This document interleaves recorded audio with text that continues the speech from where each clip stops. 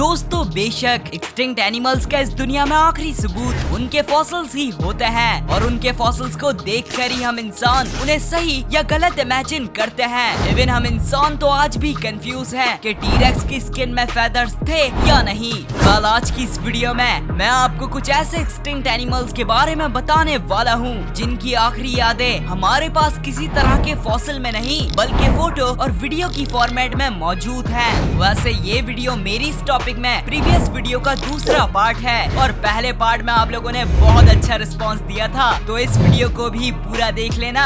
Number 7 Caspian tiger. वैसे इस बात में कोई शक नहीं, टाइगर की तमाम स्पीशीज आने वाले 50 सालों में इस दुनिया से खत्म हो जाएंगी, क्योंकि इंडियन सब कॉन्टिनेंट में जहां आज से 100 साल पहले तक 1 लाख बंगाल टाइगर्स पाए जाते थे, अब वो सिर्फ 3000 से भी कम बचे हैं। बहरहाल कैस्पियन टाइगर बंगाल टाइगर्स की तरह टाइगर की एक सब स्पीशीज थे जो अफगानिस्तान, ईरान के नॉर्थ और सेंट्रल एशियन कंट्रीज में पाए जाते थे। साथ ही साथ ठंडे मौसम की वजह से इनकी बॉडी में बाल मॉडर्न डे टाइगर की स्पीशीज के मुकाबले काफी ज्यादा हुआ करते थे। वैसे ये वही मशहूर टाइगर्स हैं जो रोमन एम्पायर के ग्लेडिएटर गेम्स में ग्लेडिएटर के साथ लड़ा करते थे। वाल इस वक्त जो आप फोटोज देख रहे हैं ये इस दुनिया के कुछ लास्ट कैस्पियन टाइगर्स की हैं, जिन्हें हर मुल्क में हंट करके और जहर देकर मारा जा रहा था। और तकरीबन इस दुनिया के लास्ट वाइल्ड कैस्पियन टाइगर को 1950s में हंट करके मार दिया गया था। और इस वक्त जो आप वीडियो देख रहे हैं ये जर्मनी के एक जू में मौजूद सुरैया नामी कैस्पियन टाइग्रेस की वीडियो है जो 1960 तक इस दुनिया में जिंदा रही थी और इसको अपनी स्पीशीज का लास्ट इंडिविजुअल भी बताया जाता है। बहरहाल इन्हें 2003 में ऑफिशियली एक्सटिंक्ट डिक्लेयर कर दिया गया था। Number 6 Ivory build woodpecker. दोस्तों आइवरी बिल्ड वुडपेकर्स की इस दुनिया में आने वाली सेकंड लार्जेस्ट स्पीशीज थी। वुडपेकर्स ऐसे बर्ड्स होते हैं जिनकी बीक या चोंच बहुत ज्यादा स्ट्रॉन्ग होती है, इसलिए ये बर्ड्स अपना नेस्ट लकड़ी के अंदर ही बनाते हैं। बहरहाल Ivory build woodpecker south eastern United states और क्यूबा के घने फॉरेस्ट में रहा करते थे, लेकिन इंसानों की बढ़ती हुई आबादी ने इनके फॉरेस्ट को बर्बाद करना शुरू कर दिया था, जिसकी वजह से इनका सरवाइव करना काफी मुश्किल हो गया था। और तो और अर्ली 1900s में लोगों का आइवरी बिल्ड वुडपेकर को आसमान में देखना एक बहुत बड़ा इत्तेफाक होता था। बहरहाल इस बर्ड को आखिरी बार यूएसए में 1944 में देखा गया था और वहीं क्यूबा में इस बर्ड को आखिरी बार 1987 में देखा गया था। वेल ये जो फोटोज आप देख रहे हैं ये 1935 में ली गई थी, जिसमें एक आइवरी बिल्ड वुडपेकर का पेयर दिखाई दे रहा है। साथ ही साथ इस पेयर की उस वक्त वीडियो भी कैप्चर कर ली गई थी। वेल इसके बाद इस बर्ड को कहीं पर भी रिकॉर्ड नहीं किया गया, पर हाँ इन्हें अभी तक एक्सटिंक्ट भी डिक्लेयर नहीं किया गया है और काफी लोगों का मानना है ये आज भी जिंदा हैं। लेकिन 1987 के बाद से इनकी कोई भी ऑफिशियल साइटिंग रिपोर्ट नहीं हुई। नंबर 5 क्वाई ओओ। दोस्तों आज से तकरीबन 15 से 20 मिलियन साल पहले हवाईयन आइलैंड्स में बर्ड्स की एक फैमिली इवॉल्व हो गई थी जिन्हें मोहोइडे या हवाईयन हनी ईटर्स के नाम से जाना जाता है। इस फैमिली के तकरीबन 7 मेंबर्स देखने को मिलते हैं। वेल जब Polynesian settlers around 1000 to 1200 AD में हवाईयन आइलैंड्स में सेटल होना शुरू हुए तो इन्होंने हद से ज्यादा इस फैमिली के बर्ड्स का शिकार करना शुरू कर दिया था, जिसकी वजह से इस फैमिली की 2 स्पीशीज तो यूरोपियंस के आने से पहले ही एक्सटिंक्ट हो गई थी। लेकिन जब 1778 में यूरोपियंस आए तो इन्होंने कैट्स, रैट्स, मंगूस और मॉस्किटोस को हवाईयन आइलैंड्स में इंट्रोड्यूस्ड करवा दिया था, जिसकी वजह से 5 बची हुई स्पीशीज में से 3 और स्पीशीज एक्सटिंक्ट हो गई थी। और बाद में हवाई ओओ को भी इस दुनिया में आखिरी बार 1934 में देखा गया था, जिसका मतलब इस बर्ड की इंटायर फैमिली से सिर्फ क्वाई ओओ ही नामी स्पीशीज बची थी। वेल 1960s तक क्वाई ओओ भी इंट्रोड्यूस्ड एनिमल्स की वजह से 40 से भी कम बची थी और 1970s में इनकी इस दुनिया में मौजूद पहली और आखिरी वीडियो कैप्चर की गई थी जो आपके सामने इस वक्त प्ले हो रही है। वेल 1981 में इस बर्ड का आखिरी पेयर इस दुनिया में देखा गया था और फिर हुरिकेन की वजह से इस पेयर की फीमेल की भी डेथ हो गई थी और तकरीबन 5 सालों तक इस दुनिया का आखिरी क्वाई ओओ अपनी साथी की तलाश में घूमता रहता था। और जो ऑडियो अभी प्ले होने वाला है इसमें इस दुनिया का आखिरी क्वाई ओओ अपने साथी को बुला रहा है।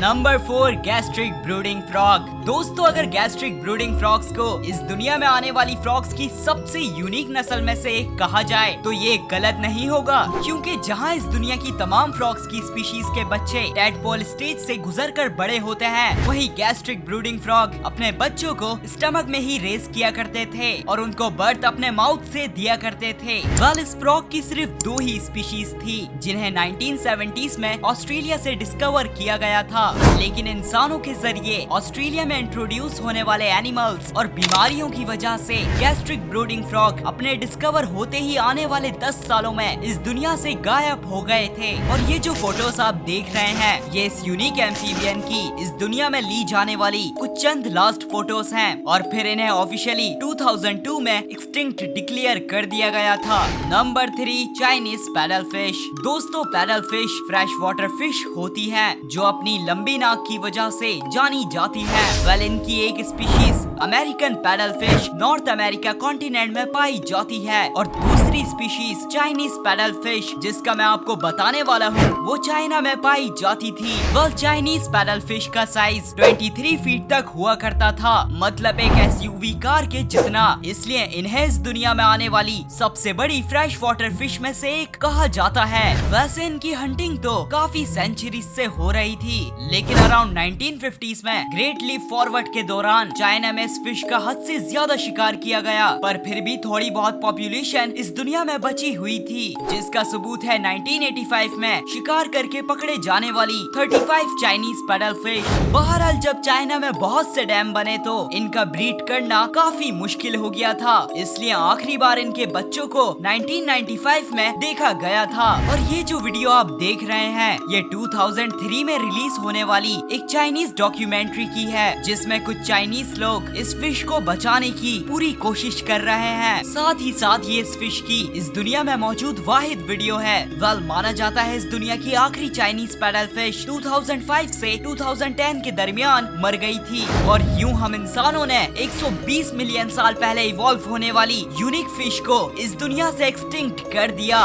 Number 2 paradise parrot. Well, paradise parrot इस दुनिया में सिर्फ और सिर्फ ऑस्ट्रेलिया में ही पाए जाते थे और इन्हें इस दुनिया में आने वाले सबसे ब्यूटीफुल पैरट्स में से एक कहा जाए तो ये गलत नहीं होगा। वेल, ये पैरट्स पेयर्स में और स्मॉल फैमिली ग्रुप बनाकर रहा करते थे, लेकिन अर्ली 1900s में इन पैरट्स की पॉपुलेशन अचानक से कम हो गई थी। इनकी इतनी फास्ट पॉपुलेशन कम होने की वजह आज तक सही से नहीं पता चली, पर फिर भी काफी लोगों का मानना है 1902 में ऑस्ट्रेलिया में आने वाले शदीद किस्म के ड्राउट ने इनकी पॉपुलेशन कम करने में काफी बड़ा रोल प्ले किया था। वेल, 1915 तक तो ये इतने रेयर हो गए थे कि इन्हें एक्सटिंक्ट मान लिया गया था। और ये जो फोटो आप देख रहे हैं, ये 1922 में ली गई थी, जिसमें एक पैराडाइज पैरट अपने नेस्ट में जा रहा है और तकरीबन इस फोटो के 5 साल मतलब 1927 के बाद से इन्हें इस दुनिया में कभी भी नहीं देखा गया। Number 1 two leg wallaby. Well, wallabies और कैंगरूज को लेके लोग काफी कंफ्यूज होते हैं, लेकिन मैं आपको बता दूं ये दोनों ही मार्सुपियल्स एक ही फैमिली को बिलोंग करते हैं। पर हाँ, वॉलाबीज का साइज कैंगरूज से काफी छोटा होता है। बहरहाल, टू लेग वॉलाबी भी वॉलाबीज की एक स्पीशीज थे